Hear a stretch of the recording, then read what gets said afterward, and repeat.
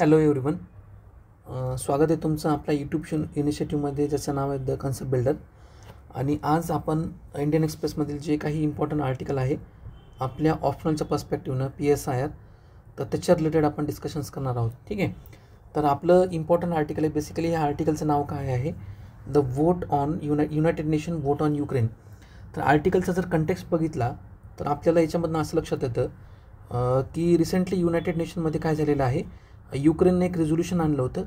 आणि बेसिकली त्या रेझोल्युशनचा पर्पज काय होता की रशियानं ज्या काही युक्रेनच्या टेरिटरीजवर म्हणजे ताबा किंवा कब्जा मिळवलेला आहे किंवा ते ॲक्वायर वगैरे केलेले आहेत, तर त्यांना कंडेम करणं आणि जी ओरिजिनल पोझिशन होती ती समजा ती अचीव करणं. आणि तिसरी गोष्ट काय की जो काही सोव्हर्निटीचा इश्यू आहे तर तो रिझॉल्व्ह करणं.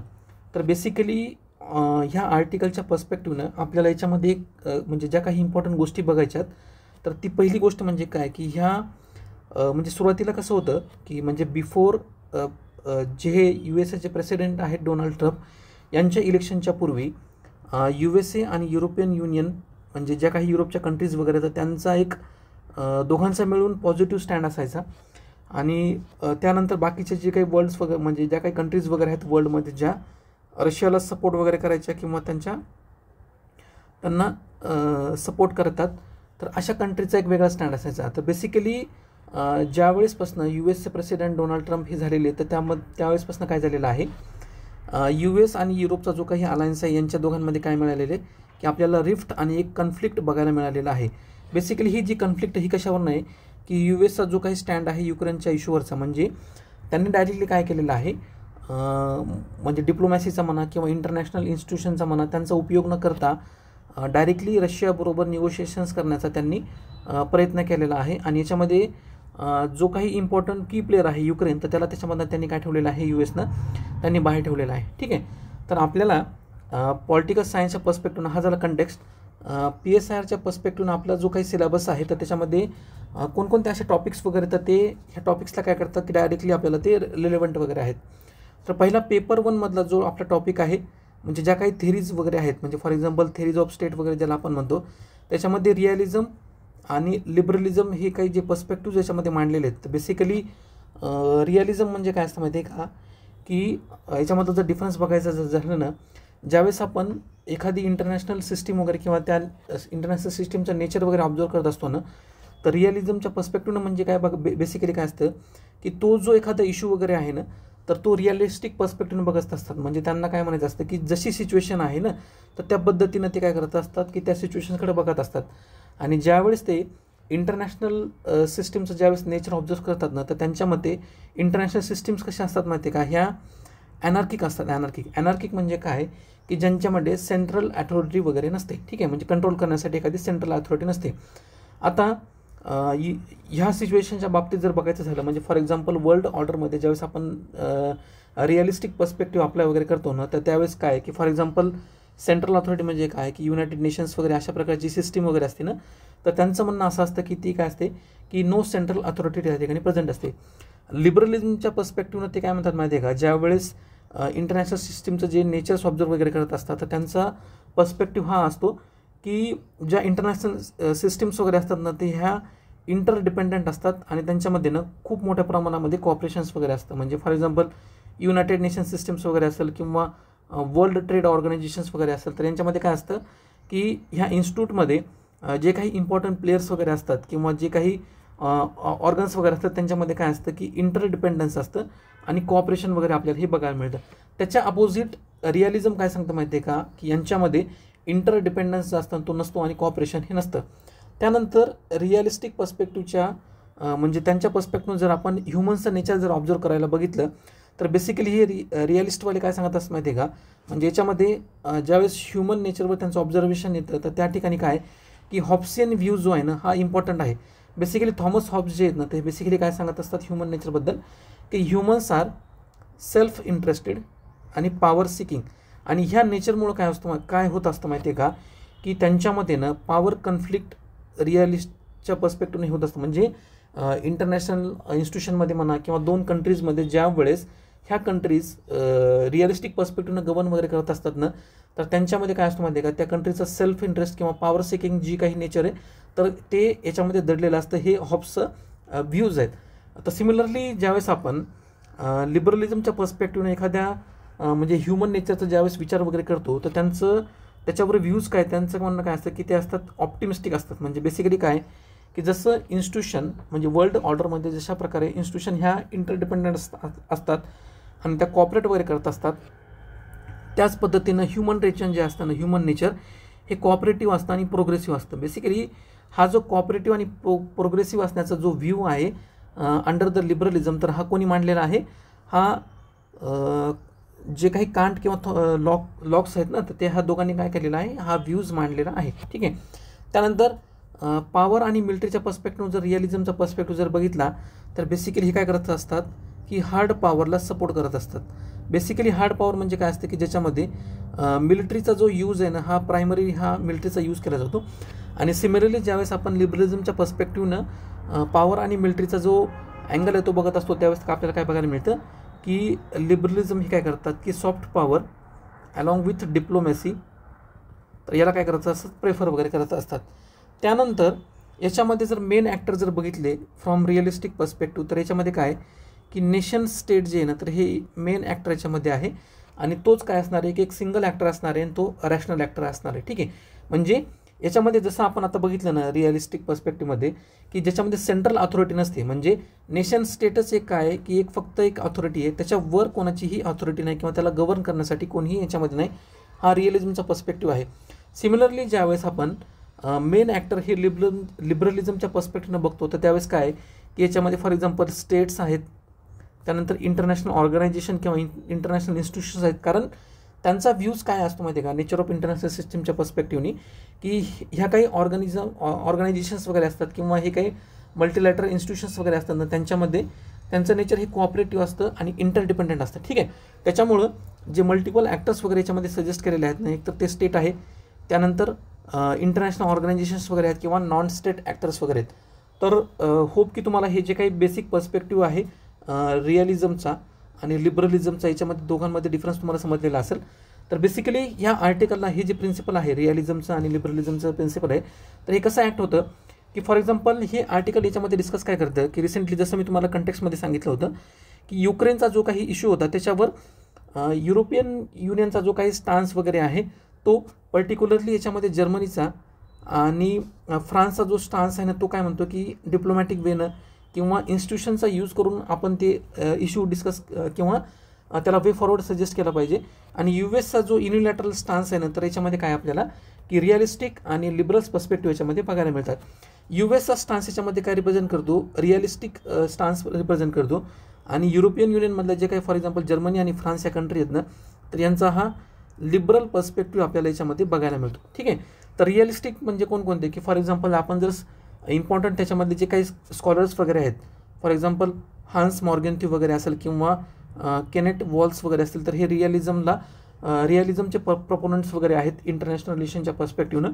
आणि लिबरलिझमचे जे काही प्रपोनंट आहेत ते काय की रॉबर्ट कोहेने वगैरे असेल किंवा जोसेफ नाय वगैरे असतील, तर ते काय आहेत की लिबरलिझमच्या पर्स्पेक्टिव्हनं. म्हणजे बेसिकली जर डिफरन्स बघायचं जर झालं ना, रिअलिझम म्हणजे काय म्हणतं माहिती आहे का की याच्यामध्ये ना सेंट्रल अथॉरिटी नाही आहे, जे काही डिसिजन वगैरे घेणार ना, तर हे आम्हीच घेणार. ठीक आहे. म्हणजे ज्याला आपण काय म्हणतो हेक्कलखोर जसं म्हणतो ना, ते काय असतात ते रिअलिस्टिक वगैरे असतात. लिबरलिझम म्हणजे काय माहिती आहे का, बेसिकली हे लिबरल काय सांगत असतात माहिती आहे का की इन्स्टिट्यूशनचा उपयोग करून, म्हणजे फॉर एक्झाम्पल युनायटेड नेशन्स वगैरे असेल, तर यांचा इम्पॉर्टंट रोल अशा प्रकारच्या कॉन्फ्लिक्ट्समध्ये आपण यूज केला पाहिजे. तर ह्या आर्टिकलच्या पर्स्पेक्टिव्हमध्ये हान्स मॉर्गेन्थ्यू किंवा केनेट वॉल्स आहेत ना, बेसिकली ते काय आर्ग्यू करतात त्याच्यामध्ये की इंटरनॅशनल रिलेशनमध्ये ना जर इम्पॉर्टंट काही जर गोष्ट असेल ना, ती असती पॉवर पॉलिटिक्स. ठीक आहे. हे जे इम्पॉर्टंट कीवर्ड्स आहेत ना, तर हे तुम्ही नोट डाऊन वगैरे करू शकता किंवा आर्टिकल्स रीड्स करताना अशा प्रकारच्या कीवर्डचा काय करू शकता, यूज वगैरे करू शकता. ठीक आहे. तर याच्यामध्ये जो आपल्याला US जो काही जो स्टान्स आपल्याला दिसतोय, म्हणजे त्यांनी काय केलेलं आहे, स्वतःची जी काही पोझिशन वगैरे त्याच्यामध्ये शिफ्ट वगैरे केलेलं आहे. तर बेसिकली हे काय इंडिकेट करतं की सेल्फ इंटरेस्ट इंडिकेट करतं ओव्हर अलायन्सेस. ठीक आहे. जसं मी तुम्हाला सांगितलं होतं, अलायन्सेस हे कशाचं नेचर आहे, हे लिबरलच्या पर्स्पेक्टिव्हचं नेचर आहे. आणि जे काही आता मी तुम्हाला सांगितलं की फॉर एक्झाम्पल सेल्फ इंटरेस्ट म्हणा किंवा हेकलखोरेपण म्हणा की बाबा आपापल्या पद्धतीनं जाणं वगैरे किंवा ते पॉवरचा वगैरे यूज करणं, तर ते कोणतं नेचर रिप्रेझेंट करतं, रिअलिस्टिक नेचर रिप्रेझेंट करतं. ठीक आहे, म्हणजे यूएसचा जो रिसेंटली जो स्टँड आहे ना, तर बेसिकली हे काय करतं की रिअलिस्टिक नेचर रिप्रेझेंट करतं. सिमिलरली याच्यामध्ये जर लिबरलचा पर्स्पेक्टिव्ह बघितला तर इम्पॉर्टंट आपल्याला कोणकोणते प्रोपोनंट आहेत. एक तर रॉबर्ट कोहेन एक आहे आणि दुसरं जोसेफ नाय.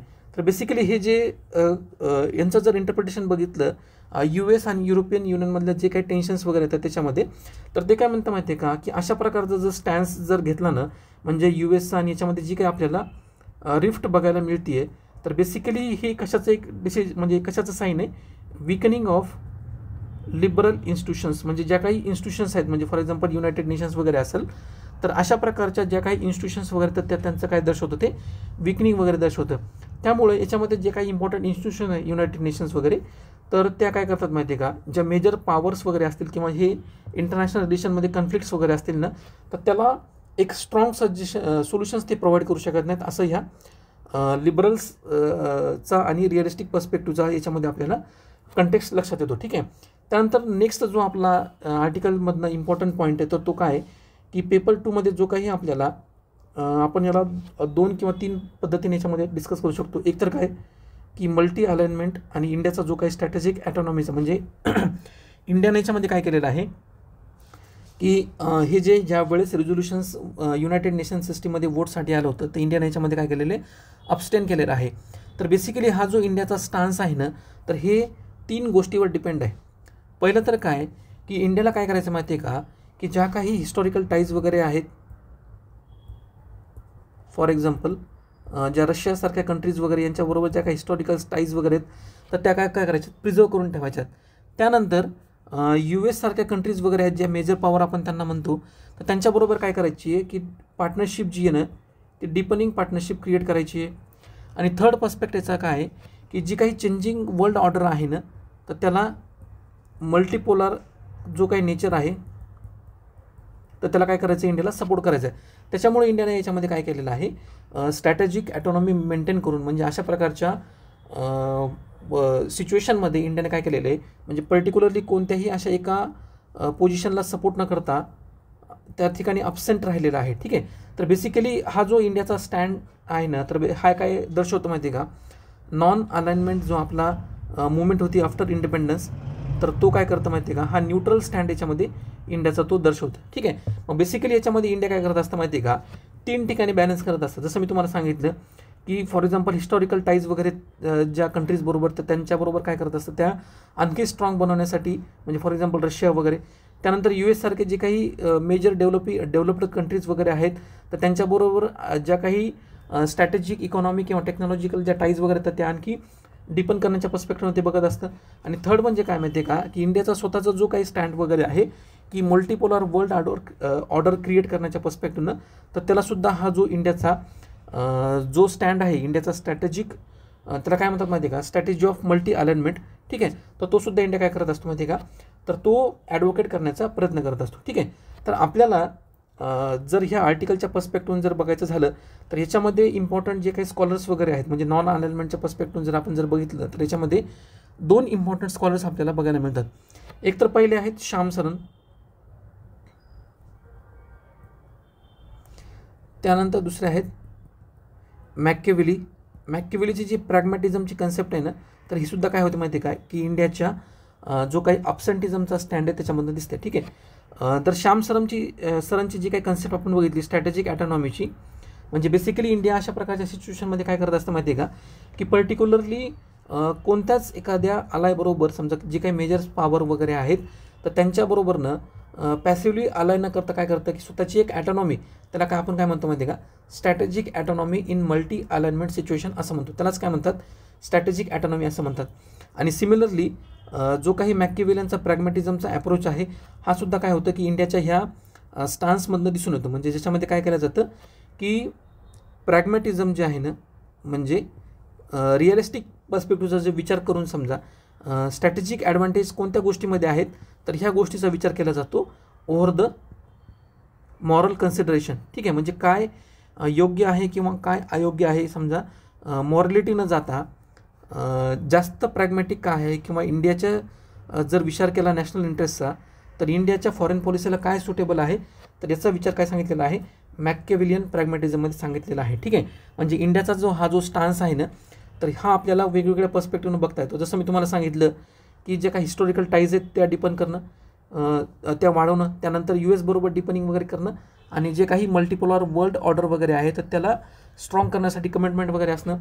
त्यानंतर श्याम सरांच्या पर्स्पेक्टिव्ह जर बघितलं तर त्यांनी सांगितलेली जी काही कन्सेप्ट आहे स्ट्रॅटेजिक ॲटॉनॉमीची, तर तीसुद्धा याच्यामध्ये काय करतं की इंडियाचा स्टान्स जो आहे ऑब्स्टेन्सिझमचा, तर तो काय करतं इन्शोर करत असतं.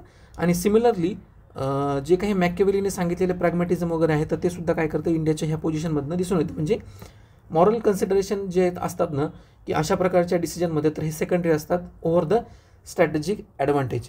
ठीक आहे, त्यानंतर नेक्स्ट आपल्याला याच्यामध्ये डायमेन्शन्स डिस्कस करण्यात आलेलं आहे. बेसिकली हे काही चेंजिंग ग्लोबल ऑर्डर वगैरे आहे ना, तर याच्यामध्ये इंडियाचा जो काही कॉशियस ॲप्रोच आहे किंवा तो डिप्लोमॅटिक स्टान्स वगैरे आहे ना, तर त्या ॲप्रोचला आपण कौटिल्याची जी काही मंडल थेरी आहे, ठीक आहे, कौटिल्याची मंडल थेरी, तर त्यालासुद्धा आपण काय करू शकतो माहिती आहे का, कनेक्ट करू शकतो. म्हणजे बेसिकली ह्या मंडल थेरीमध्ये काय सांगितलेलं आहे की कंट्रीज ज्या अलायन्स वगैरे बनवतात ना, ठीक आहे, तर ह्या अलायन्स कशावर असतात माहिती आहे का, की त्या कंट्रीच्या शिफ्टिंग नॅशनल इंटरेस्ट. तर हे बेसिकली कौटिल्याच्या मंडला जो थेरी आहे ना, त्या मंडला थेरीमध्ये सांगितलेलं आहे एखाद्या कंट्रीचे जे काही अलायन्स वगैरे असतात, म्हणजे चेंजिंग वर्ल्ड ऑर्डरमध्ये जे काही कंट्री अलायन्स वगैरे करत असतात, तर बेसिकली कशाच्या पर्स्पेक्टिव्ह असतात हे शिफ्टिंग, जे काही कंट्री जे शिफ्टिंग इंटरेस्ट वगैरे आहेत. म्हणजे फॉर एक्झाम्पल जर आपण असं कन्सिडर केलं, US एका साईडला, रशिया एका साईडला, आणि तिसरी गोष्ट युरोपियन युनियन म्हणजे ज्याच्यामध्ये युक्रेन पण आहे, तर ते एका साईडनं. ठीक आहे, रशियाबरोबर आता हे काय आहेत आपले की शिफ्टिंग नॅशनल इंटरेस्ट जे आहेत ना, तर हे आपल्याला 3 या एक्झाम्पलमधनं बघायला दिसतात. कारण हे 3 इम्पॉर्टंट की प्लेयर जे आहेत ना, तर हे या सिच्युएशनमध्ये आहेत. फॉर एक्झाम्पल USचा जर विचार केला तर आपले जे काही नॅशनल इंटरेस्ट वगैरे आहेत, म्हणजे फॉर एक्झाम्पल टेक्नॉलॉजी ट्रान्सफर वगैरे असेल, डिफेन्सच्या रिलेटेड वगैरे असेल, किंवा इकॉनॉमीच्या पर्स्पेक्टिव्हनं, ठीक आहे, तर आपले हे 3 स्ट्रॉंग एरियाज वगैरे आहेत. किंवा ह्युमन रिसोर्सच्या पर्स्पेक्टिव्हनं इंडियामधला जो काही डायस्पोरा आहे ना, हा खूप मोठ्या प्रमाणामध्ये USAमध्ये आहे. त्यानंतर रशियाचा जर विचार केला तर इंडिया आणि रशियाचे हिस्टॉरिकल जे टाईज आहेत ते खूप स्ट्रॉंग वगैरे आहेत. त्यानंतर डिफेन्स प्रोडक्शनमध्ये आपलं कोऑपरेशन हे खूप स्ट्रॉंग वगैरे आहे.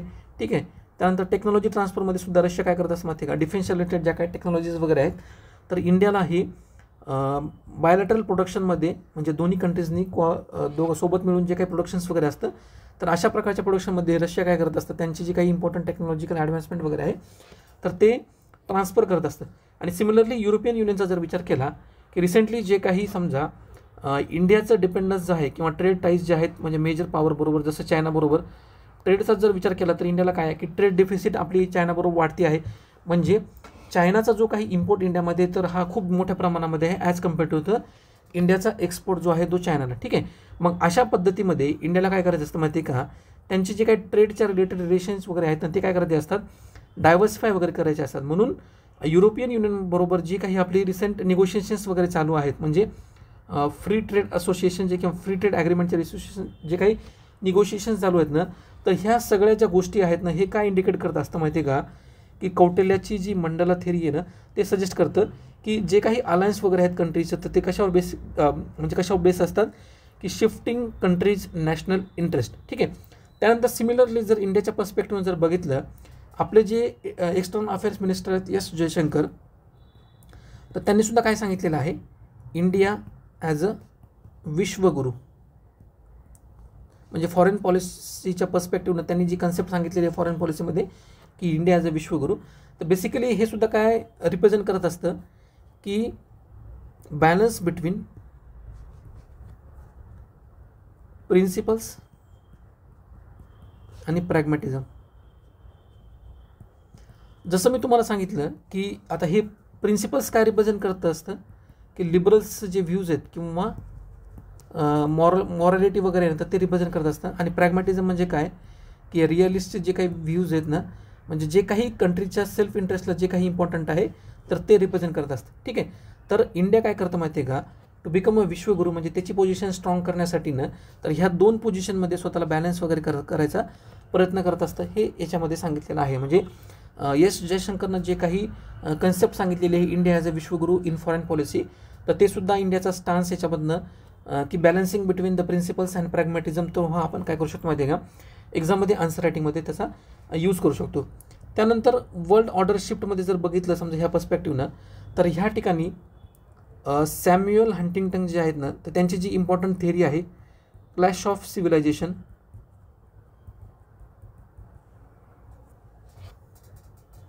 तर ती सुद्धा आपण काय करू शकतो माहिती आहे का, तर ह्या ठिकाणी त्याचा यूज वगैरे करू शकतो. तर बेसिकली हे क्लॅश ऑफ सिव्हिलायझेशनमध्ये काय सांगितलेलं आहे, जे काही म्हणजे ग्रोईंग मल्टीपोलॅरिटी असते वर्ल्ड ऑर्डरमध्ये, तर त्याच्यामध्ये जे काही क्लॅशेस वगैरे होतात ना, तर ते काय रिप्रेझेंट करत असतं की वेस्टर्नची जी काही युनिटी आहे, म्हणजे जसं आता आपण बघितलं की US चा स्टान्स वेगळा आणि युरोपियन युनियनमध्ये जर्मनी आणि फ्रान्सचा जो काही स्टान्स आहे ना, तो हा वेगळा आहे. आणि ज्या काही अदर पॉवर याच्यामध्ये इमर्ज झालेल्या आहेत, म्हणजे फॉर एक्झाम्पल काय की इमर्जिंग पॉवर जसं की रशिया असेल, चायना असेल किंवा इंडिया वगैरे असेल ना, तर हे काय करतात माहिती आहे का, की एकमेकाला इंटरनॅशनल रिलेशनमध्ये ना ॲसर्ट करण्याचा प्रयत्न वगैरे करत असतात. ठीक आहे. तर हे सुद्धा काय सजेस्ट करतं की जो काही वर्ल्ड ऑर्डरमध्ये शिफ्ट झालेला आहे चेंजिंग जिओपॉलिटिक्समुळं, तर ते कशाला सपोर्ट करतं की सॅम्युअल पी हंटिंग्टन यांची जी काही क्लॅश ऑफ सिव्हिलायझेशनची थिअरी आहे ना, तर ती सुद्धा काय करत असते, अशा प्रकारच्याला सपोर्ट करत असते. ठीक आहे. तर बेसिकली हे जे काही आर्ग्युमेंट्स मी तुम्हाला या ठिकाणी सांगितलेले आहेत ना, तर ह्याच्यामध्ये जर आर्टिकलचा जर विचार केला, तर ह्या ठिकाणी इंडियाचं जे काही strategic multi alignment in foreign policy हे एक इम्पॉर्टंट आहे. त्यानंतर इंडियाचं जे काही डिप्लोमॅटिक पोझिशन्स किंवा काय काय चॅलेंजेस वगैरे असू शकतात हे सुद्धा आपण डिस्कस केलं. आणि वेगवेगळ्या प्रकारचे म्हणजे इंडियाचा स्टान्स, त्याच्या रिलेटेड ज्या काही इम्पॉर्टंट पॉलिटिकल थिअरीज वगैरे आहेत आणि इम्पॉर्टंट स्कॉलर्स वगैरे, तर ते कशा प्रकारे त्यांचे पर्स्पेक्टिव्स या ठिकाणी मांडले ते सुद्धा आपण बघितले. सिमिलरली या ठिकाणी काय करण्यात आलेलं आहे, आन्सर रायटिंगसाठी तुम्हाला काही ह्या आर्टिकलमध्ये इम्पॉर्टंट केस स्टडीज आणि एक्झाम्पल्स प्रोव्हाइड करण्यात आले. म्हणजे फॉर एक्झाम्पल इंडियाचा जो काही युनायटेड नेशनमधला जो स्टान्स वगैरे आहे, तर ती कशा प्रकारे एक केस स्टडीज वगैरे होऊ शकते. त्यानंतर जो काही पॉवर शिफ्ट वगैरे झालेला आहे किंवा रिफ्ट वगैरे US आणि युरोपच्यामध्ये झालेलं आहे, तर ते शिफ्टिंग अलायन्स हे इंडिकेट करतं. सिमिलरली कोल्ड वॉर कंपॅरिझन जर बघितलं समजा हिस्टॉरिकल कंटेक्स्ट, म्हणजे सुरुवातीला US ची पोझिशन वगैरे काय होती, म्हणजे युरोपची पोझिशन वगैरे काय होती, तर ते काय सुद्धा काय करतं की ह्या आर्टिकलमध्ये आपल्याला बघायला मिळतं. आणि इंडियाचा जो काही स्ट्रॅटेजिक स्टान्स आहे, इंडिया स्ट्रॅटेजिक मल्टी अलाइनमेंट, हे सुद्धा काय रिप्रेझेंट करतं इंडियाचा प्रॅग्मॅटिक डिप्लोमॅसी किंवा प्रॅग्मॅटिक अप्रोच ते याच्यामध्ये डिस्कस करतं. ते सुद्धा आपण मॅकेवेलीने सांगितली जी काही प्रॅग्मॅटिझमची कन्सेप्ट वगैरे असेल, तर ती आपण याच्यामधनं काय बघितलेली आहे, प्रॉमिनेंटली याच्यामध्ये बघितलेली आहे. याच्यामध्ये मी काय करण्यात आलेलं आहे की स्कॉलरशिप जे इम्पॉर्टंट स्कॉलरशिप पर्स्पेक्टिव्ह वगैरे ते सुद्धा आन्सर रायटिंगमध्ये सपोर्ट करण्यासाठी ह्या ठिकाणी प्रोव्हाइड करण्यात आले. म्हणजे आपण जे डिस्कस वगैरे केले होते ना, केनेथ वॉल्स असतील किंवा हन्स मॉर्गेथिव असतील, जोसेफ नाय म्हणा किंवा रॉबर्ट कोहेन म्हणा.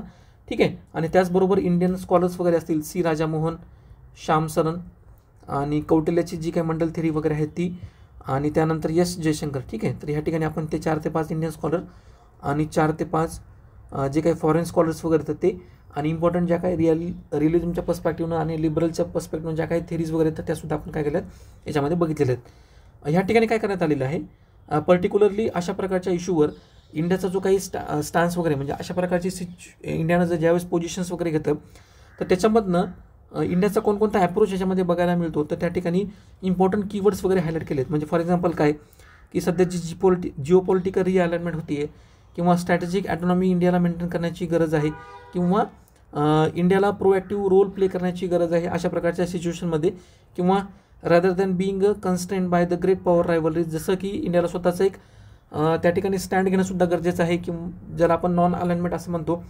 Similarly advocating for the fairer global order by maintaining diplomatic flexibility and engaging in issue based alignment. हा जो इम्पॉर्टंट कीवर्ड्स आहे ना, हा खूप महत्त्वाचा आहे अशा प्रकारच्या सिच्युएशनमध्ये, ज्या ठिकाणी समजा इंडियाला न्यूट्रल स्टँड वगैरे घ्यायचा आहे. म्हणजे इंडियाचा सपोर्ट कसा असला पाहिजे की इश्यू बेस्ड अलाइनमेंट इंडिया काय करतं माहिती आहे का, ॲडव्होकेट करण्याचा प्रयत्न करतं. सिमिलरली ह्या ठिकाणी काय करण्यात आलेलं आहे, पॉसिबल एक्सपेक्टेड जे क्वेश्चन्स वगैरे आहेत, जे तुम्हाला आपल्या GS2चा जो काही इंटरनॅशनल रिलेशनचा पार्ट आहे तो, आणि UPSCमध्ये जो आपला पेपर 2चा जो पार्ट आहे, तर याच्यामध्ये येण्याची म्हणजे हाय प्रोबॅबिलिटी आहे किंवा हाय चान्सेस वगैरे आहेत येणाऱ्या अपकमिंग UPSC 2025चा जो काही मेन्सचा पेपर आहे त्याच्यामध्ये. ठीक आहे. ह्या ठिकाणी आपला आर्टिकल संपलेला आहे. जर तुम्हाला आपल्या ह्या आर्टिकलचा रिलेव्हन्स, त्यानंतर म्हणजे कोणकोणत्या थिअरीज समजा ह्या आर्टिकलच्या कनेक्टेड वगैरे आहेत, त्यानंतर इम्पॉर्टंट स्कॉलर्स आणि त्यांचे जे काही पर्स्पेक्टिव्स वगैरे आहेत, हे जर तुम्हाला आवडलेलं असेल तर नक्की आपल्या चॅनलला लाईक करा, तुमच्या मित्रांबरोबर शेअर करा आणि चॅनलला सबस्क्राईब करायला विसरू नका. ह्या आर्टिकलची PDF तुम्हाला आपल्या टेलिग्राम चॅनलवर मिळेल. पॉलिटिकल सायन्सच्या पर्स्पेक्टिव्हनं आपलं एक सेपरेट टेलिग्राम चॅनल वगैरे आहे, तर त्या ठिकाणी सुद्धा इम्पॉर्टंट कंटेंट्स आपण काय करत असतो, अपलोड वगैरे करत असतो. ठीक आहे, तर त्या चॅनलला सुद्धा नक्की जॉईन करा. Thank you so much.